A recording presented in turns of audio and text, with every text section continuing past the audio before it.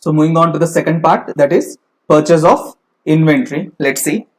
So what is there in purchase of inventory?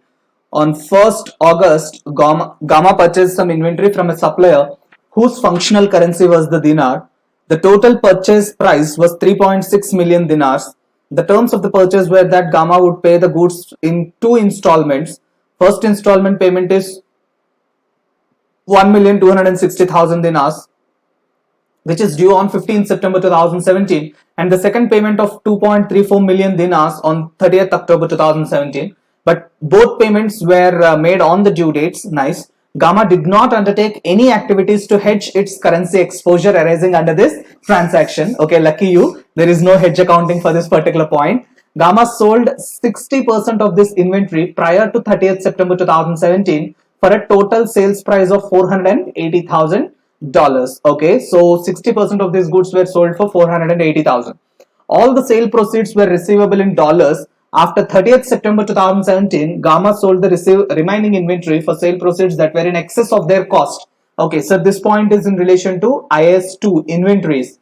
Inventory shall be valued at lower of cost or NRV. They are indirectly stating that since they are sold at excess of cost, that means they are saying that NRV is more than the cost. So you have to record it lower of cost or NRV. So cost you have to record. Okay. Relevant exchange rates on the purchase date of 1st August is 6 dinars to $1. On 15th September, when a partial payment was made, 6.3 dinars to $1. And on 30th September also 6.4 dinars to $1. So basically what happened, we purchased some goods. So on the purchase date, we have to use the spot rate for recording the purchases, correct? And after that, we have sold some 60% of the goods. So for that, we have to recognize the cost of goods sold and the sales of 480,000. Then 40% is remaining. That remaining amount shall be recognized using the, since this is a non-material item, sorry, not non-monetary item, not material. Since this is the non-monetary item under IAS 21 effects of foreign exchange changes, rate changes. So I hope you guys remember that monetary, non-monetary. Monetary means those items which can be designated in terms of foreign currency or in terms of an determined units of a currency, whereas non-monetary items value keeps fluctuating. Right? Let me just very quickly open our class notes.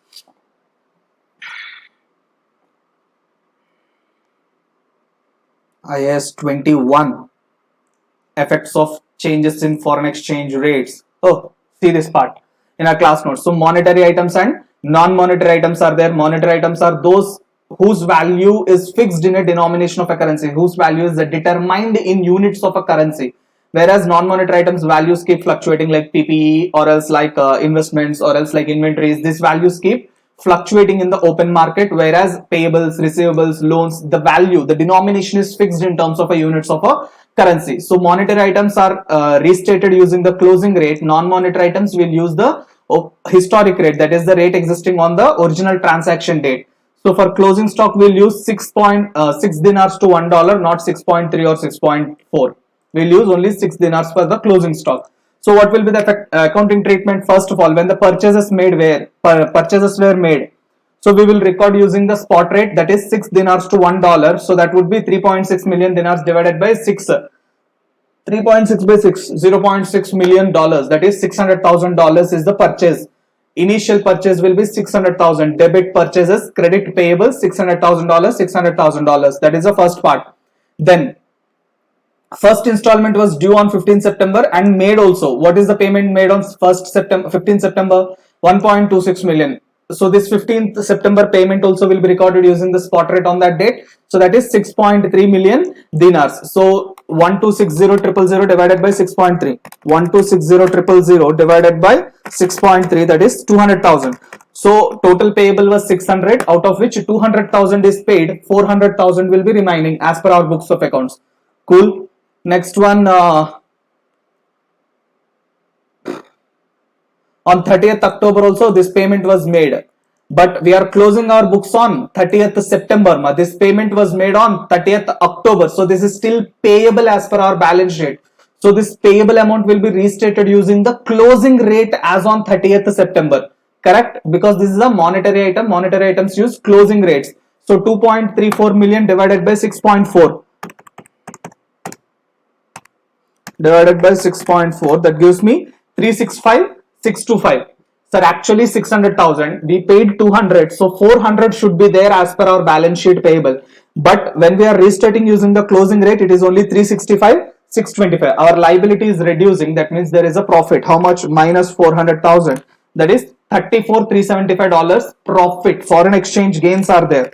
Either we can credit it as a separate other income to P&L, or we can reduce that from cost of goods sold, because this gain relates to inventory. We can deduct that from the cost of goods sold. Okay, so I'll show you the answer also, because I guess you guys are a little bit off track because of lack of answer. So let me just show it. Okay, solution is also here. Let me, okay, IFRS 1. Okay, this one.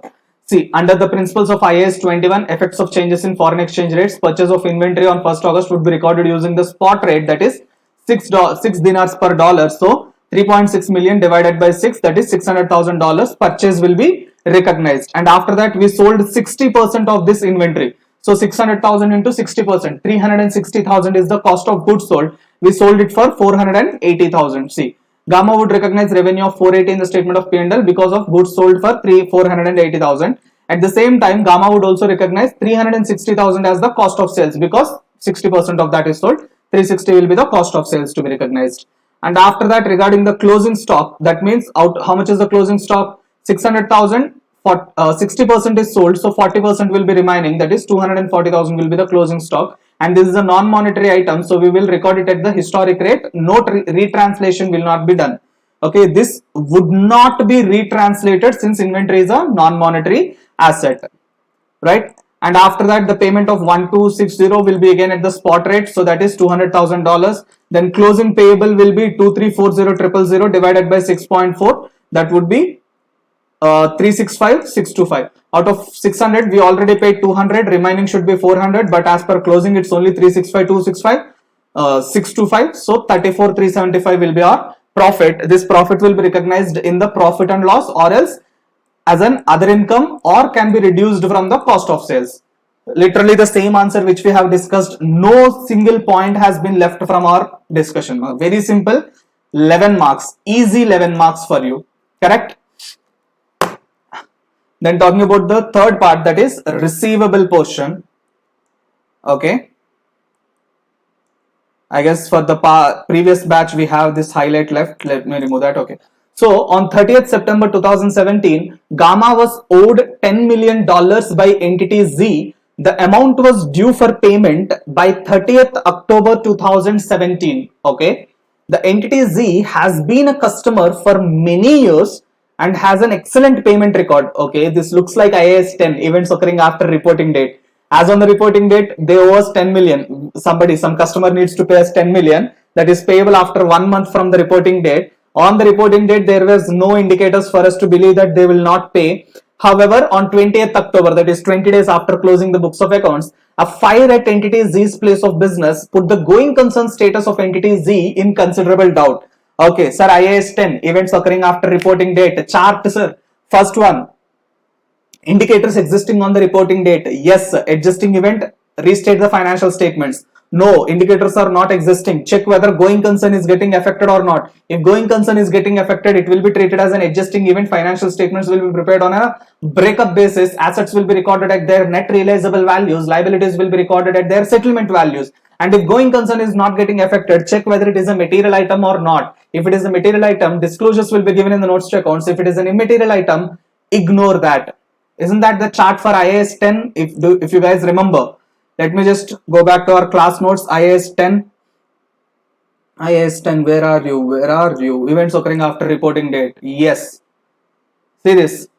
Additional evidence or conclusion for indicators existing as on the reporting date. If there are yes, that means it will be treated as an adjusting event and modify the financial statements. If no indicators are existing on the reporting date, if reasons to believe were not existing, then we have to check whether going concern is affected or not. If going concern is affected, then we will consider it adjusting events, prepare financial statements on liquidation or breakup basis, assets at NRV, liabilities at settlement values. If it is not affecting the going concern, we check whether it is material or immaterial. If material, disclosure. If immaterial, we will ignore that. Correct? This is the chart for IAS 10. So immediately you'll be like, sir, going concern is getting affected. If going concern is affected, then it will be treated as an adjusting event. So we will consider it an adjusting event. God bless your soul. Tata, bye bye. See you in the next window of diploma in IFRS. Sir, yes, beta. Ma, this is not going concern of your company. This is going concern of your client. See, entity Z is one of your customers. If he is going bankrupt, okay, or if that entity Z is having going concern problems, why will your company have a problem with going concern? Unless entity Z is your only client, or else 80% of your clients are, 80% of your revenue or 75-90% is only from that particular client, then maybe your going concern may be affected. But nothing of such is given. He is just one of your customers. So why will your going concern get affected if client is having problems with going concern? No, this is not a going concern problem. So this is not going to be considered as an adjusting event. This is a pure non-adjusting event. But since the amount of 10 million is a material item, I would like to give a disclosure in the notes to accounts for that particular item. But don't stop there. So if it is so simple, why will they give you 5 marks? See, you also have to talk about IFRS 9 credit allowances, impairment of receivables, expected credit loss model, ECL model also should be considered here, right? So as per IFRS 9, do we need to create a provision in this case? IFRS 9 says you have to create provision for expected losses. So here expected losses of 10 million are there or not? No. No. Sir, why? Because IFRS 9 states expected credit losses to be identified as on the reporting date. See, as on the reporting date of 30th September, you don't have any expected losses in this particular case. Your expected losses were identified on 20th October. But as on the reporting date, even if you have done an impairment review, there is no indicators. So there will not be any impairment requirement. So ECL will state zero provision for this. That also you have to mention in your answer. Chalo, let's see the answer. Let's see whether they have addressed both the points or not. Okay, see this. Exhibit 3. Doubts regarding the going concern of a customer would normally be regarded as a prima facie evidence that any trade receivable has suffered an impairment. Usually under such circumstances, a credit loss allowance will be created based on the expected losses. But IFRS 9 requires the impairment assessment to be made at the reporting date. At the reporting date, the going concern status of Z was not in doubt, so this will not be required. Any allowance will not be necessary. However, the information about the decline is of material item. So since this is a non-adjusting material item, we have to give disclosure. Disclose the details of 20th event and its impact on the trade receivables. Disclose in the notes to accounts to your financial statements. Right, guys? So very simple, straightforward 25 mark question. Only the hedge accounting portion is a little bit tricky. The 9 marks are a little bit tricky. But if you are comfortable with that, our regular lectures, if you have actually done properly through our classes, this shouldn't be an issue at all for you guys, right? So I'll wind up the video here. We'll see the third question in the next video. Bye guys.